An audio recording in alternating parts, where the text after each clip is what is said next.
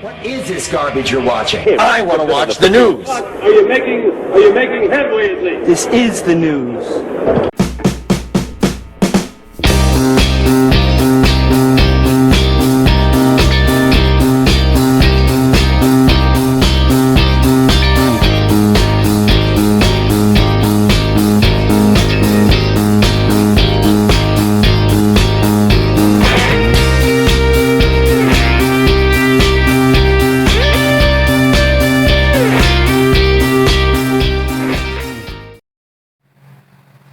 Hello ladies and gentlemen, welcome to another episode of that gang stalking show. My name is Doug, I'm your host, and I've been a TI since 2004. This video is going to be about hand gestures and things that trigger you as a TI. Triggers can come from anywhere. A lot of videos that I've watched, hand gestures have never been done to me. I watched a video where a guy was complaining about people doing this in public at a mall and doing this at a mall, and then also rubbing their hair or playing with their hair, and he was convinced the whole mall was out to get him. I can tell you that the whole mall was not out to get him. What happened is he was sensitized to this by his tormentors, the stalkers, whoever these people are that come around you to annoy you and sensitize you to a particular gesture or something of the nature of like clicking a pin. I watched a really good video about a guy complaining about a pin. He was in his car, he was going to work one morning, and there was a driver. I guess he's on, the left side of the lane, and this other guy pulls up to him on this side, and he was the guy that initiated, the guy on the right side. He pulls up right next to him at a traffic stop, and the guy puts his arm outside the window and he does his pin like this. And the guy didn't think anything about it at first, but he kind of thought it was kind of bizarre and strange. And later when he got to work, lo and behold, all day long people were making the pin like the focus object of their discussion. They would come up and have just, benign discussion about whatever, and they were clicking pins. And this happened all throughout his work day. And when he would go to the bank, people would click a pin, and he was starting to associate pin clicking by anyone as anyone becoming a perpetrator. It's the same thing with the guy who's sensitized to someone coming up to him doing this throughout the day, or brushing their hair or play with their hair. That's what they do. They initially send a group of thugs out to sensitize you to something like that, and then once those thugs are usually finished with you in that first day, they leave an impression in your mind that whatever they did that annoyed you all day, that was a repetitive action or a repetitive behavior or repetitive gesture, you're going to associate that from now on, as long as you're alive. You're going to associate that with that initial, incident between you and those thugs, gang stalkers, whatever. These type of things never happened to me. No one did gestures to me. I'll explain why they do them in just a minute. What happened to me that was really annoying, and it's the same thing. It's just substituting one type of annoyance with another type of annoyance. And the reason they do that is to reinforce that we're watching you, we're always following you, and if you ever hear or see that same type of behavior again, and it's not from us, you'll associate with us, and you'll think about us, and you may associate that behavior, such as someone doing this, or clicking a pin, or in my case, car horns, car alarm sirens. And this would happen to me, and this was many years ago, probably about 2005, 2006 or something like that. I was on a bicycle at the time. I lost my license. It was suspended for a period of time. So the only form of transportation I had was a bicycle, and it was easy to follow me throughout the small town that I live in, to follow me and then do something stupid to harass me. And this form of harassment came in the form of when I would pull into like a grocery store. As soon as like I'm about 100 yards out, I don't hear just one car siren going off. You know, that da, da, da, da. Anybody could rock their car, or maybe flip the door handle too hard before they open the door, and that would set off an alarm, or somebody just bump into it or something like that.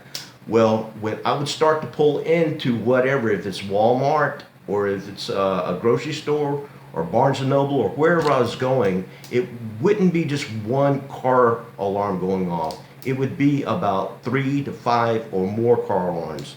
And the first time I heard it, I wasn't sensitized to it. I just thought, well, whatever. You know, I'm gonna go in and get my groceries and I'm going home. But the next time I went back to a grocery store or the next time I went to Walmart, the same thing would happen again. And I would go, okay, I know what this is. This is this group of thugs that are following me around, and they're trying to let me know that I'm on their radar, and they're here to harass me. My hat doesn't look right. They're here to harass me and let me know that I'm under surveillance. And in the beginning, this was really annoying. You get tired of the feeling that somebody's got eyes on you, you know, all the time. Kind of like Mr. Fokker.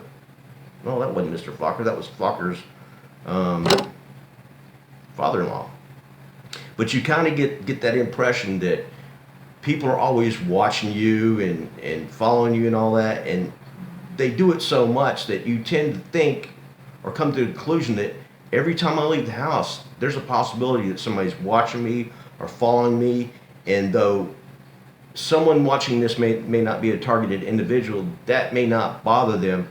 But I promise you, when you have a conscious thought that when you leave the house, oh my God, man, I got to go through this crap again, that wears on your nerves when you're not used to it. When you become used to it and it doesn't bother you anymore, you know, you become desensitized to something that you were sensitized to, you learn to get over it, and then anything else that comes along that is designed to sensitize you to be alert or aware of, you know, the presence of thugs or stalkers or whatever you want to call it.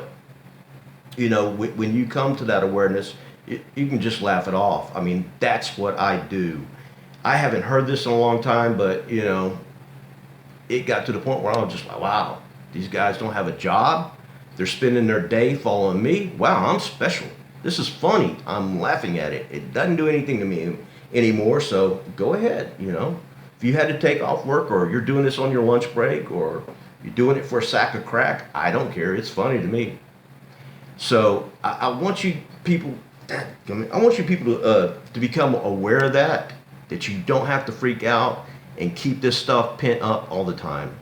You know, it will internalize and cause you to become somewhat paranoid and defensive in public, and you shouldn't. So with that said, it was car alarms that did this for me, and they ran this skit for about a solid month. Even when I would come out of the store, I wouldn't hear it until I was visible to the public, and then blah, blah, blah, like 3 to 5 to 7 car alarms would go off simultaneously. But the same type of thing can happen. They can put a spin on it and you know, custom make something for you to annoy you. And by doing so, like I said, I saw a guy associate this with being annoyed and targeted and people playing with their hair. And I think he did. He made a video documenting all the people in the mall where he was going. He was walking around with his cell phone in his hand, which I don't advise you to do this, or anybody do this. This just makes you look like a fool.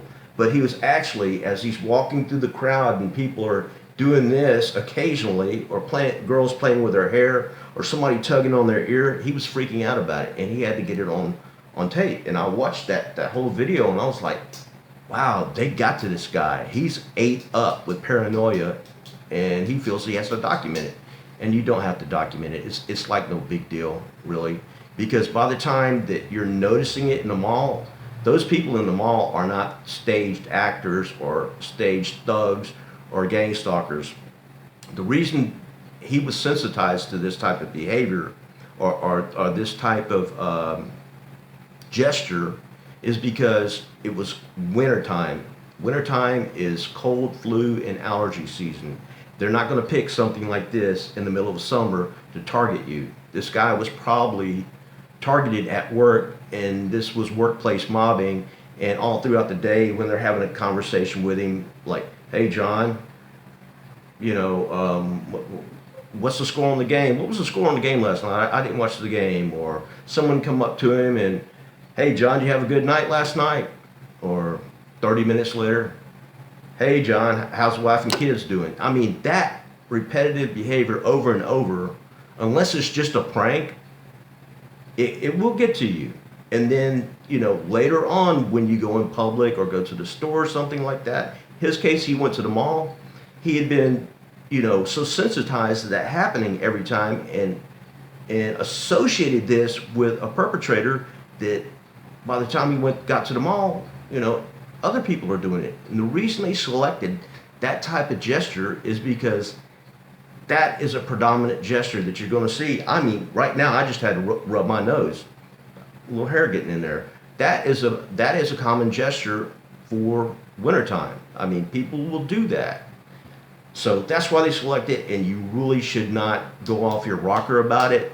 But things like that, it can you know, internalize in you, and you think about it, and it drives you batty. I already went through that phase of my life.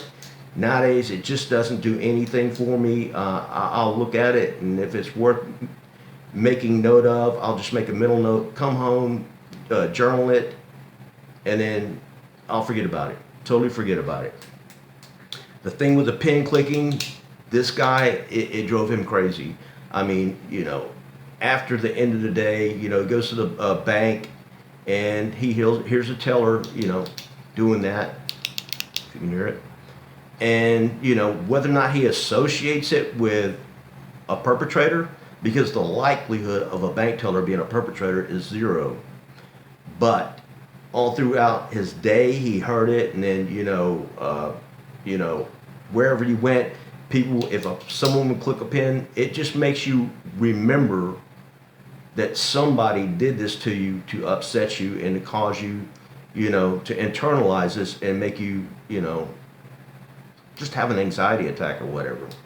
A lot of times when this stuff happens, it's really in the early phases of your stalking. For me, this happened, the car horns and all that happened around 2006, 2007, something like that. And like the other day, I heard a car alarm go off. I didn't think anything about it, and I just went on. I mean, it does remind me that, hey, you were sensitized to that, yeah, but I don't go back and dwell on it, and it doesn't ruin my day at all. No matter where I go, if I hear that, it just does not bother me. And so the pin clicking and the gestures and whatnot, or whatever it is that they are sensitizing you to, don't worry about it. I'm going to move on to something else now that I see a lot of in YouTube videos, and that would be color harassment. Color harassment is something that never really happened to me, but I've read about it and I understand the color psychology of it. I watched a video not too long ago where a guy, they evidently sensitized him to a red car. So what I believe happened to him was, when they began, perpetrators, they did swarm him or mob him with red cars, and then after 2-3 hours of doing that and making asses of themselves and making it known that they're there to harass this guy, well, he associated red cars with harassers. And on this particular day, he was not being harassed by anybody, but he's in a 4-lane traffic jam. There's hundreds of cars ahead of him and dozens of cars behind him, and he's in the 4 lanes. This is a 4-lane freeway, and anyway, he starts counting cars, and you can see him do this on this video. And then he goes, "There's 19 cars. There's 19 perps out here." And you got to understand, this is a traffic jam. I can understand somebody in the beginning, 4 or 5 different guys following him around for a couple of hours. and then initiating the sensitization campaign, and then they back off. All they got to do is associate the car, the red car, with trouble or harasser, and it's stuck. So the next time you get in traffic, you see red car, you're going to think that's a perpetrator, and it's not. Why do they pick red cars? I don't know. Some towns can be color saturated, and I thought about this for a little bit. Philadelphia, never been there, but they got the Philadelphia Phillies. They're a red and white team. The Washington Redskins, they're a red and white team.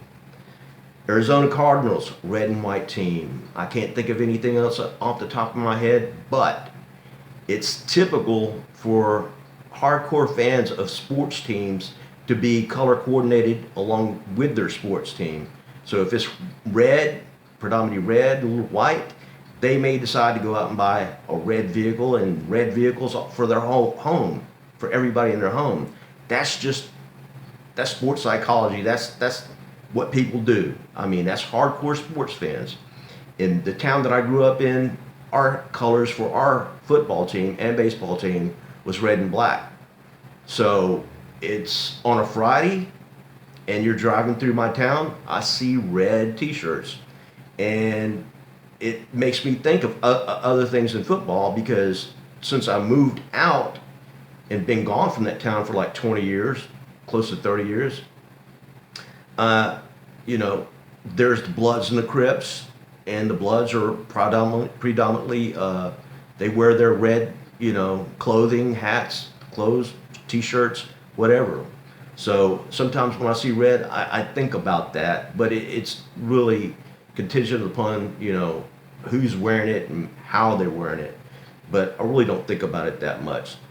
So color harassment, they may have picked that red car because this guy could have been living in Philly, Arizona, Washington, DC, or something like that. That's just my theory.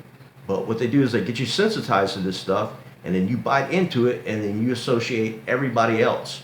And I watched everybody else with the red car as a perpetrator, more than likely. And he was calling these people out. That's a perpetrator. And it just blew my mind how this guy can just mentally implode in traffic over red cars. I've seen another video of another guy, and he was fixated on red cars. Thing about it is, people, just understand that there is not 100 people following you around all day. Yes, this is pretty well organized community harassment, but you cannot organize an entire city to spend their time following you around. It's not going to happen. The way that this system works is they send out a group, a small patrol, to target you and get you sensitized to something, and then they'll pull out. They're gone. Now that you're sensitized to it, wherever you see whatever it was you were triggered to, you're going to associate that with them. And you're going to get angry, mad, pissed off, and the whole 9 yards, and it's going to ruin your day. And it's probably going to ruin your life if you don't put yourself in check. And the way that you do that, to put yourself in check, you just let it go. Totally let it go. From here on out, just don't associate it with anything. Unless somebody physically puts their hands on you, just let it go. They're not going to touch you. Nobody will ever touch you. Your life will never get as bad unless you want it to get bad. Unless you just fume over this and you constantly brood over it, it will get bad for you. It will get really bad. But you just got to learn to let these things go. You know, instead of, oh man, shit, every day I go outside, blah, blah, blah. And that's the way it used to be for me. I was getting to where every day when I would go outside, I'd look over my shoulder, I would look around here, you know. It's crazy, but you got to learn to let it go. Bye. That's basically the show today. I did other videos about this, but they sucked. I'm watching one right now, and it's embarrassing to watch. I basically wanted to put a little bit of classical conditioning in this and talk about that, and I might as well talk about that for a moment. Classical conditioning is everything that we've learned in our life. Your mother sets the table, there's food on the table, you know that's a signal I'm going to eat. Pavlov was, he was one of those pre-behavioral scientist type guys. He had a theory that if he could ring a bell and make a dog associate that bell with a steak. It took him a few tries, but he got the dog to realize that every time that doesn't ring like a bell, but every time he rang the bell, the dog would come and he would give him a steak. And over a period of time, all he had to do was ring the bell and the dog would be there in a heartbeat, because that dog had already heard that bell at different times before and got that steak. So that's classical conditioning. If you turn that upside down, let's say the negative version of classical conditioning, not that you did anything wrong, but your dad breaks out the belt. You associate that belt with a spanking. So when you see the belt, you know the spanking's coming. This is where it ties into gang stalking. When you see someone, you know, sensitizing you to something like that, I wasn't trying to trigger you, my nose is itching. When you see somebody sensitizing you in the form of doing this or doing this, or color cars or whatever it may be, you're going to start associating that with a negative thing that's going to make you feel negative. Just the same way when you saw your dad's belt, you had this negative wave of emotion coming over you because you knew it was coming. Now, the only difference between that belt and those negative feelings is that now you're a grown man or grown woman. When you see something you perceive as negative, as a form of harassment or something like that, you could either A, go, okay, no big deal, or B, spend your time pointing out the cars in traffic, how many cars there are that are red. That's the difference. Anyway, I hope you enjoyed this show. That's going to be the end of it. Please donate to my PayPal account. If you go to the homepage of that gang stalking show, it's right. This is the right side, isn't it? It may go to the left. I don't know. It's on the right side of the banner as you're looking at it. It says that gang stalking show, and it's got Robert De Niro up here doing the, hey fucker, I got you. But anyway, it's in the right hand corner, and also in the right hand corner is a button to my Facebook page. Don't go to that gang stalking show at Facebook. I don't manage that anymore. Just follow me on Facebook. I follow other people that know more about gang stalking than I do, and everybody's posting all the time. And you know, if you become my Facebook friend, I'll accept you. And what you can do is you'll be able to see the people, you know, who's posting to my account and the posts they make about gang stalking or whatever research they're doing, and that's how it will benefit you. I'm not looking for Facebook friends because I'm lonely. It's not for that. I found about a year ago that by joining the community of other targeted individuals, you know, you learn a lot more information in a shorter amount of time.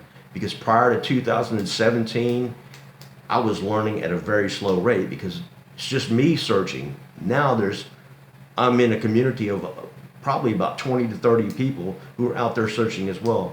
And you can benefit from that as well. That's going to be my end of my show. Please like, share, subscribe, smash that like button. By doing so, it'll send a message to YouTube that this channel, though it doesn't get a lot of views, it is liked, shared, and subscribed, and they will promote it on different aspects of YouTube, like YouTube recommended, the shared and like videos, and recently uploaded, and things like that. We won't just be stuck on, you know, people searching for gang stalking. We'll come up in the the YouTube index for YouTube for other different types of channels. So that's the end of it. You guys have a great day. God bless you and be safe.